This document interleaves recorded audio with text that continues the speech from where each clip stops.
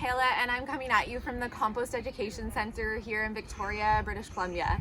We are on the unceded and occupied Coast Salish territory of the Lekwungen people, specifically the Songhees and Esquimalt First Nations folks. Today we're going to talk about soil health, particularly composting, and we're going to talk about some mulching practices. So why bother composting? Well, when we add compost to a garden, we are adding all sorts of life to the garden, but also we're building soil structure.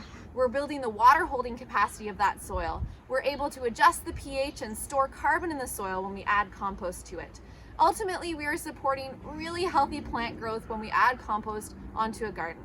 And we're also taking stress off of some really resource-intensive curbside food waste collection programs, while also avoiding organic material ending up in landfill. So how does one compost? Well, your recipe for success involves greens and browns. So I've got here some browns, which are the carbon-containing material. These are some leaves in the form of the leaf mulch from the city of Victoria. You could also use brown leaves that you stored up from last fall. You could use ripped up newspaper or egg cartons. You could use straw. You could use chipped woody debris. These are the carbon-containing materials that tend to be on the drier side. Then there's the greens, which are the nitrogen-containing materials like our fruits and veggie scraps from our kitchen, or also yard waste, some fresh green yard waste. And so when we have a balance of the wet, nitrogen-rich greens and the dry, carbon-rich browns, and we put those into our bin, the microbes and the chemical reactions, the biological reactions can all happen in harmony to create a really nutritious and life-filled soil amendment that we can then add to our garden to benefit our plants.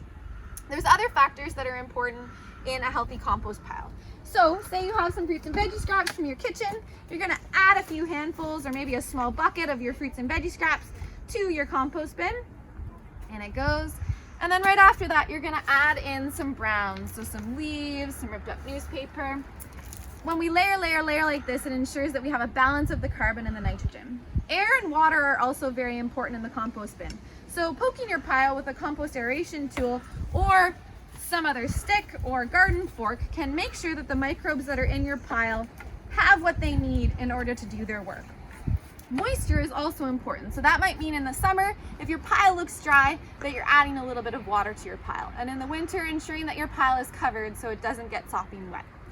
Other factors that make for a really healthy compost pile is ensuring a uniform surface area. So when you have big things coming out of your garden, you might want to clip them up before adding them to the compost bin so that their surface area is a little bit smaller and they can decompose more readily. And having a diversity of different materials in your compost bin will result in a more diversely healthy finished compost. So a little bit of yard waste, a little bit of food waste, some leaves, all of these things in mixture can really help to create a beautiful finished compost product. So there are a number of different ways that you can replenish nutrients in your soil. One is by adding compost to your soil, either in the spring before you plant out seeds or seedlings, or throughout the season as the compost is available. You can tuck it in and around your plants that are already established.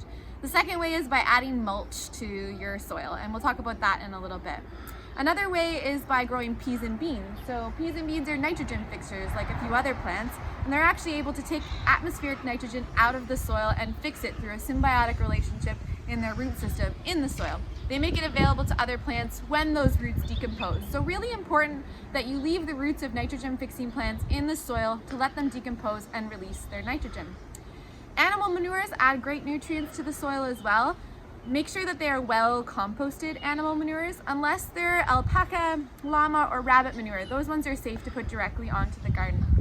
Another way to replenish nutrients in the soil is by using cover crops.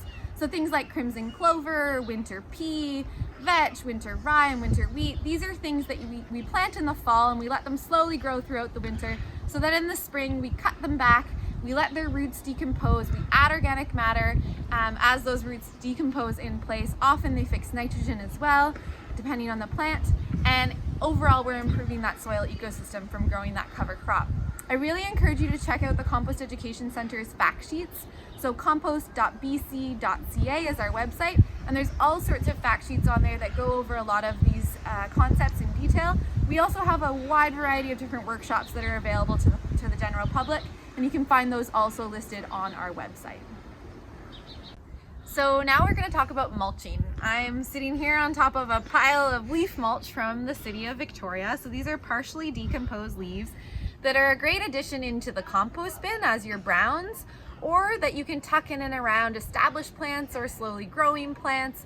And ultimately, this mulch will help improve your soil in a variety of ways.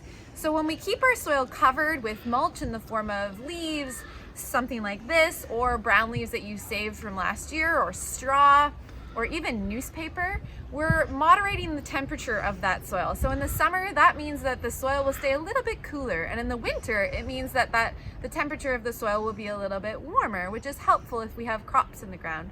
It will also moderate the moisture level in the soil. So in the summer, that will mean that you have to water your garden less, and that the plants will have more consistent access to water. And in the winter, it means that the intense impact of rain won't impact your soil quite as much. It really helps with weed pressure. So when we keep our soil covered in a mulch, it means we have to do far less weeding because the weeds aren't able to come up and compete with vegetables and create more work for us. Ultimately, when our mulch decomposes in the soil, what's happening is we're adding very beneficial organic matter. And that organic matter feeds microbes, it feeds macrobes, and it's going to improve your soil structure and your soil quality immensely. So keep that soil covered with mulch.